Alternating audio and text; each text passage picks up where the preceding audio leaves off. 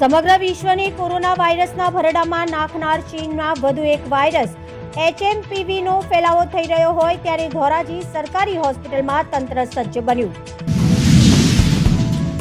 રાજકોટ જિલ્લાના ધોરાજીમાં નાફીડ અને સરકાર દ્વારા જે મગફળીની ટેકાના ભાવે ખરીદી થતી હોય તે મગફળી ભરવા માટે બારદાન ન હોવાથી આજરોજ ખરીદી બંધ રાખવામાં આવી। ધોળકાના કૌકા ગામે બિરાજમાન બાબા સીતારામની મઢોલીના 25 વર્ષ પૂર્ણ થતા શ્રી રામચરિત માનસ જ્ઞાન યજ્ઞ કથાનું આયોજન કરવામાં આવ્યું।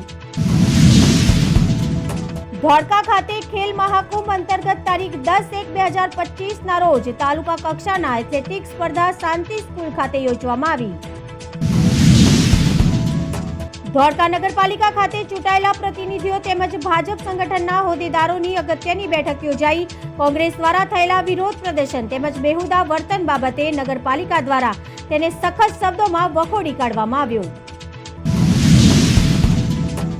ઘોઘંબા તાલુકાના 35 ગામો ઘોઘંબા તાલુકામાં જ રહેવા દેવા ઘોઘંબા તાલુકાના સૌ આગેવાનો તથા તમામ ગામના પ્રજાજનો દ્વારા ગાંધી ચિંધ્યા માર્ગે આંદોલન કરવાની ચીમકી ઉચ્ચારી।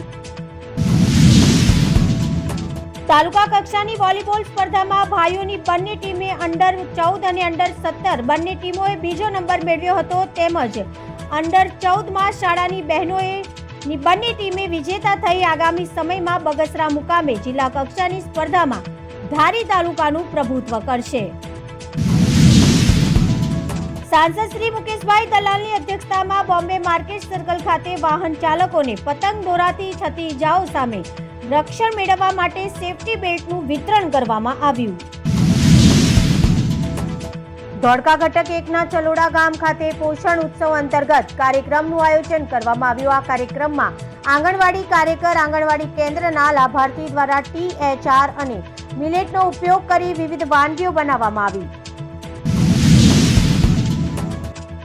ઇન્ડસ્ટ્રીયલ કેમિસ્ટ્રી ડિપાર્ટમેન્ટ દ્વારા વિદ્યાર્થીઓમાં ભવિષ્યમાં નોકરીને લગતી સ્કિલ ડેવલપમેન્ટ માટે એક કાર્યશાળાનું આયોજન તારીખ 9/1/2025 ગુરુવારના રોજ MSc ઇન્ડસ્ટ્રીયલ કેમિસ્ટ્રી સ્ટુડન્ટ એસોસિએશનના સહયોગથી કરવામાં આવ્યું હતું।